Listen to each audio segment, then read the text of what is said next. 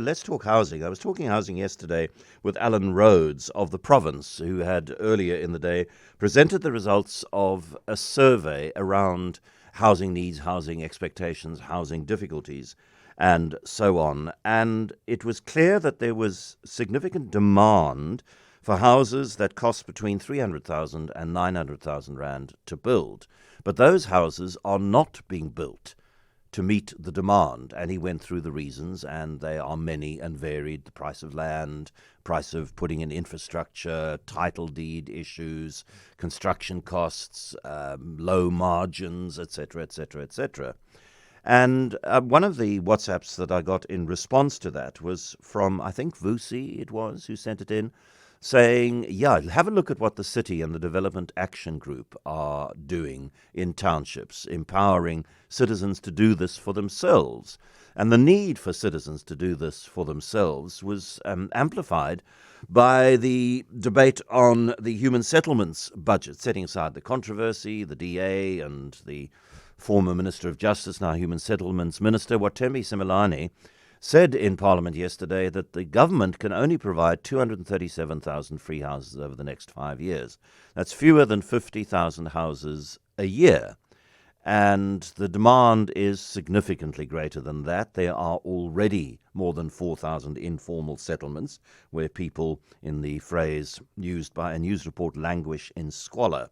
Zama Mgwatyu joins us now. Zama is Program Manager at the Development Action Group. Zama, good morning to you. Thank you. Good morning, and thanks very much to you and your listeners back home. So what are the DAG and the city doing in partnership to get people better housed in townships? Okay, I think just to echo what you have just said, the demand for housing in South Africa is growing. And unfortunately, the state cannot be the only providers of housing. And what we have done as DAG and other sector partners, we responded to a demand that was already there on the ground. We responded to what people were already doing. It's not something that was initiated by DAG. It's not something that was initiated by the city of Cape Town. I think as DAG in the last 10 years, we saw individuals not building shacks at the back of their houses or building Wendy houses, but densifying formally. That means building with brick and mortar without following the bylaws. I always say, for example, see what is happening in Danun. That has happened without anyone being engaging on the ground. So what we have been doing as DAG and other partners is to sit down with the people who are building in the different townships to say, okay, what is it that you are trying to do? What are the challenges?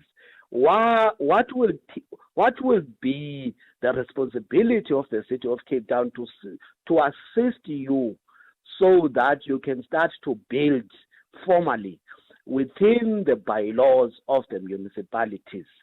And just to say or to clear something, people are saying the densification is only happening in townships.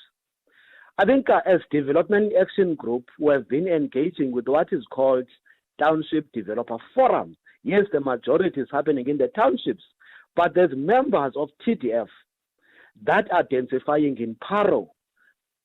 There's members of TDF that have got rental units in Bellville. There's members of TDF that have got rental units in Goodwood.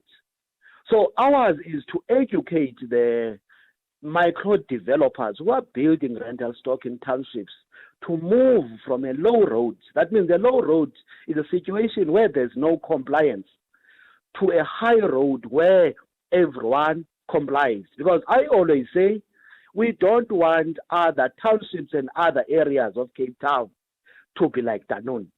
So that's the support that we've been giving as DAG and other partners. And just to say, it's not only the bylaw. There's other things that we are pushing in terms of reforms. For example, yes, there's a bylaw that everyone was talking about. There's what is called prototypical plans that homeowners can take off the shelves that have been at least 90% approved by the city of Cape Town. There's what is called the Township Developer Charge Fund that will, as a subsidy, that will assist the micro developers to pay off development charges. The City of Cape Town is also establishing what is called local planning offices. So those are the reforms that we have been pushing for. And lastly, I think the City of Cape Town is also looking at identifying land parcels for micro developers, similar to what government is doing when it comes to social housing institutions. And those parcels of land that are owned by the City of Cape Town are not only located in the townships. There's pockets of land around 300, 400 square meters that are in Paro, that are in Observatory, that are owned by the City of Cape Town. And that's work in progress around supporting the work of the small-scale rental housing. Because you mentioned Dunoon, Zama, and we had not so long ago several days of serious traffic interruption as protests around the destruction of one of those illegally built, by law ignoring brick houses were built.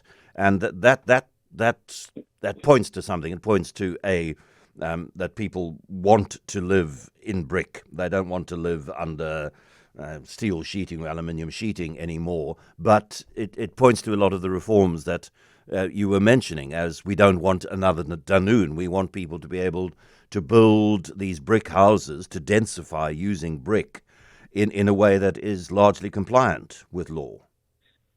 Definitely. But for me, I always say the densification that is happening, yes, of course, is coming with its own challenges. For example, if you take Dunoon, it was earmarked for maybe 500 households. Now there's triple the amount. And I always say, irrespective of what is happening, different sectors should be playing a catch-up, because there's also benefits in what the micro developers are doing. For example, if the micro developers were not building, the majority of those people staying in those rental units would be invading public lands, private lands, and they will be calling for services. Whereas the micro developers that are developing in the different townships are also providing basic services.